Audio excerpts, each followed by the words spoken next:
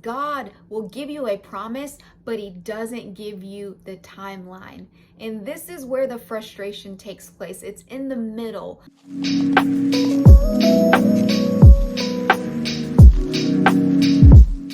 Hey guys, welcome back to my channel. Today I just want to talk to those of you who have been waiting on God for a very long time. And you've been asking him, how long? And maybe you're thinking to yourself, I don't think I can endure this any longer. I mean, this is probably the most asked question that I've come to God with. How long is the situation going to last? How long am I going to be stuck in this? How long am I going to have to wait on you, God? And the funny thing is, I have never gotten an answer to this question. I mean, no matter how many times I've begged God, I've fasted and prayed, I have sought him, I have never, ever gotten an answer to this question. And I came to the realization one day that I probably won't. Why is that? Because if I knew how long, if I knew the expiration date to my pain or my sorrow or my waiting, then I wouldn't need faith, because faith only grows in uncertainty. Faith only grows when we have to have hope in God. There's no reason for me to trust in God if I know when something's going to end, when he's going to bring that promise into my life. If I knew the exact date and time, I don't need to trust in God. I don't need to have faith.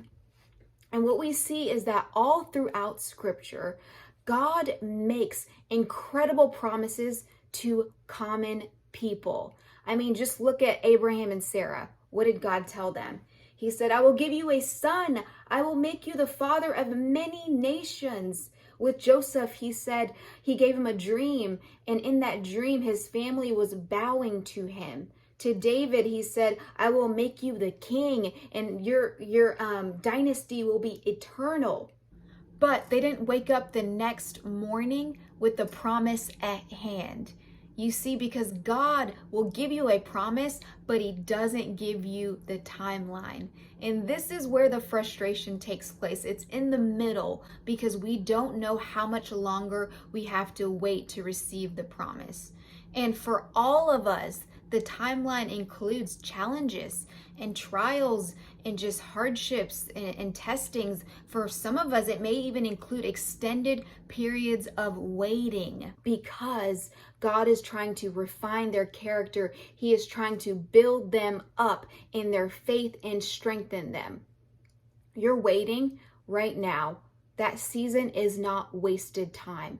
It's actually preparation for you so that you will be equipped to receive the promise that God has given you.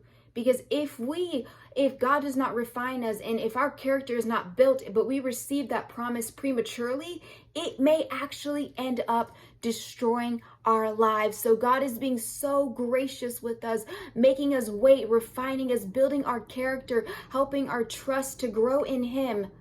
And then once the process is over, he delivers his promise. I want to read this to you in Psalm 105, verse 19. Until the time came to fulfill his dreams, the Lord tested Joseph's character. The Lord tested Joseph's character. Then Pharaoh sent for him, set him free. The ruler of the nation opened his prison door, and Joseph was put in charge of all of the king's households. There was a divine timing, and Joseph had to wait for that. Until that time, his character was being tested. I just want to tell you that God is not just interested in getting you to that promise. He is more interested in growing you in your character, in strengthening your faith. He is more interested in shaping you into the image and likeness of Jesus. That is his ultimate goal. Some of you watching this, God has given you an incredible promise, and you've already waited for it for a long time, and you're just wondering how much longer. I just want to tell you, when God says something, it will come to pass, because he is trustworthy. His words do not fall short. So hold on to that promise. but at the same time, we do have a part to play in it. We have to wait well. If you look at the Old Testament, the Israelites, they were complaining. They were just miserable and angry all the time. And because of that, their lack of trust, the promise was delayed in their life. So the only way out of it is through it. It's not going to be easy, but we have to go through the process in order to get to the promise. There are no shortcuts in God's timing. But in the end, I'm telling you, in the end, it's going to be incredible. Just read through those stories in the Old Testament of Abraham and Isaac and Sarah and Joseph and David. I mean, the way that God wrote their stories, it will blow our minds. So trust in the Lord, even if you're asking God, how long? And I want to read this one last passage in Psalm 13.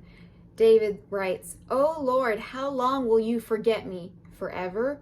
How long will you look the other way? How long must I struggle with anguish in my soul, with sorrow in my heart every day? How long will my enemy have the upper hand? Turn and answer me." I mean, come on, I've asked that a million times to God. And then in verse 5, he writes, "But I trust in your unfailing love. I will rejoice because you have rescued me. I will sing because he is good to me." You see, David starts off with those questions of how long. He has those doubts and those fears, but it doesn't end there. He ends with praise. He ends with rejoicing and by recommitting his trust. And I want to encourage you to do the same, that it's okay to bring our questions and our doubts to God, but let's always end by remembering what God has done, his faithfulness. Let's always end our prayers with praising him in his character and his faithfulness and having hope of what he will do, because he's been faithful before and he will continue to be faithful into the future. So I just want to encourage you to wait well, trust in the Lord, and have a wonderful week.